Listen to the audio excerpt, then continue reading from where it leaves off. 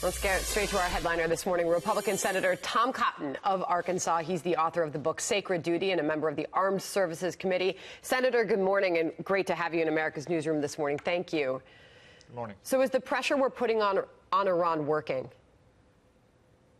Yes, it is. Let's remember, this is the first time in 40 years the United States has this strategic initiative against Iran.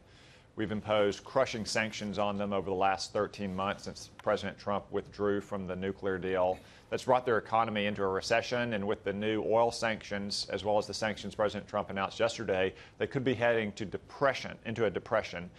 That's one reason why they're lashing out, is they know that time is not on their side and that we have a strong and growing coalition to counteract their campaign of terror across the Middle East, as well as their imperial ambitions. But what does that mean for diplomacy if now Iran, in response to these additional sanctions, says that the door to diplomacy is closed?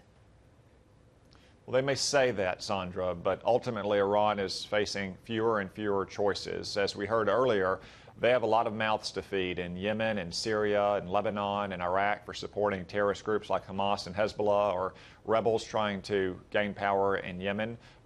Given all the money that they've lost over the last 13 months in the face of these U.S. sanctions, they face fewer and fewer good choices. The point of the sanctions regime all along has been not just to get a better nuclear deal, which cuts off Iran's path to a nuclear weapon forever, but also to stop their campaign of terror throughout the Middle East. Senator Trace Gallagher, thank you for joining us. I want to play this soundbite for you from the Iranian ambassador to the UN about starting a dialogue with Washington. Watch this.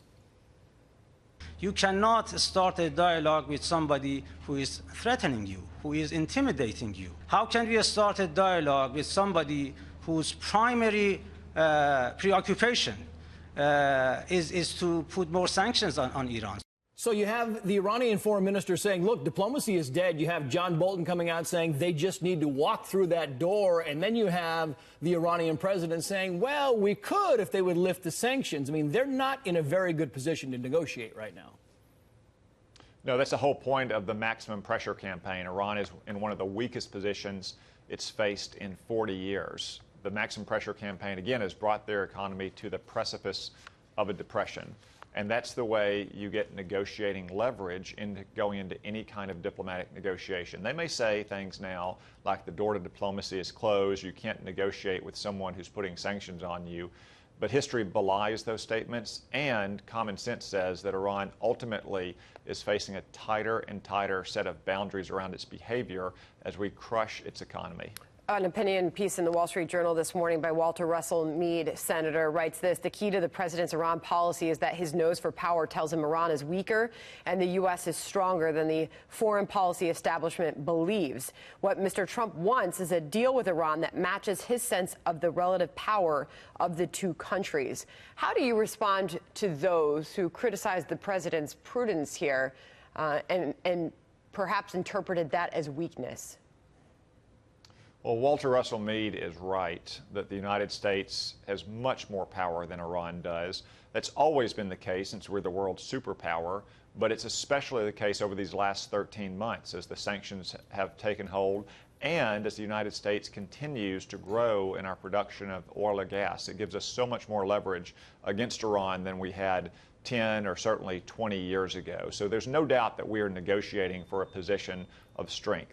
Those who say the president made a mistake last week when he did not take military action for the shoot down of American aircraft, I would say should heed the president's words over the weekend, that they should not mistake restraint for weakness, and that if Iran were to attack a manned American aircraft or a naval ship, or certainly harm an American citizen, I think the president's term was they would be obliterated. Yeah, there was a conversation last night on the story between your colleague Rand Paul and Martha MacCallum about whether or not the U.S. should have pulled out on the Iranian deal. I want to play this and get your response, Senator. Listen. Because we pulled out of an agreement that Iran was actually adhering to, the Iranians feel like, we're not acting in a good faith manner. So you believe that we should have stayed in that agreement? I didn't agree with the fact that we gave up the money early. The problem is that's already done. That was a carrot, but we gave up the carrot too easily. But now that it's gone, we have no other carrots. All we have is stick. But we have other tools at our disposal than sticks. Is that a fair assessment, Senator? Well, the sticks have been pretty effective for the last 13 months since we withdrew from the nuclear deal, which was a terribly flawed deal, not just because it let Iran become a nuclear power in 10 to 15 years, the relative blink of an eye in the life of a nation, but because it didn't address Iran's campaign of terror and regional aggression throughout the Middle East against many of our key partners. As the president has said, he stands ready to negotiate a much better nuclear deal if Iran will simply pull in its horns. We're not asking Iran for much. We're asking Iran to behave like a normal, civilized nation, to quit supplying missiles that are shot into its neighbor's territory, or try to overthrow the governments of neighboring countries, attacking shipping on the high seas. Those are relatively simple things to ask of a nation. Senator, what is your level, before we move on, your level of optimism that the United States will be able to decrease tensions with Iran and that some sort of deal will be able to be reached? Well, I think a healthy skepticism is warranted when you're dealing with the Ayatollahs, who have been America's implacable enemies now for 40 years. It's not the United States, though, that are increasing these tensions. It's Iran who's clearly trying to increase tensions over the last 2 months because of the economic straitjacket our sanctions have placed upon them. Now, bring it back home here to our southern border as talks over immigration and what to do next to stem the flow of illegal immigration over our southern border. Mexico has now deployed 15,000 forces to their north to help stem the flow of that migration over our border. Vice President Mike Pence is tweeting on that, talking about Mexico following through on its promises. He writes, Mexico is keeping its promise and now sending 15,000 troops to the border to help with the crisis. Meanwhile, Dems won't fund beds for migrant children. Mexico continues to do more than congressional Dems to secure our border, and it's time for them to step up. Your thoughts on the current situation at our border? Well, first, the money that Congress may provide for more beds on our border or more judges to process these claims of asylum, almost all of which are bogus, is really a stopgap measure. The way to prevent the crisis you see at our southern border is to prevent Central Americans from coming to our border in the first place. And I have to commend the President and Secretary of State Mike Pompeo for the deal they struck with Mexico just a few weeks ago, using some pressure as well to get those troops in Mexico up to their northern border as well as Mexico's southern border, because they can stop the flow of Central Americans into their country. And that's much farther away than it is to stop them from getting across our border with Mexico. I mean, stopping them there is the equivalent of trying to stop a drive in football on the goal line.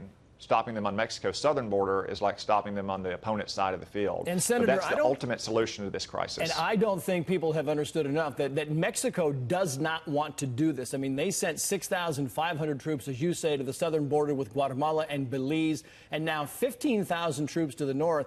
That right there, because Mexico is very adverse to doing this kind of stuff, is a testament to the fact that they feel like their feet were put to the fire and now they are complying. That's right, Trace. So this is not something Mexico has done in the past. It's really not even something they committed to do in the past. But a few weeks ago, the president threatened that he would impose tariffs on Mexico and he would gradually increase those tariffs if Mexico didn't live up to its obligations as our neighbor to the south to help us control the flow of Central Americans through its country, going over 1,000 miles to get to our border.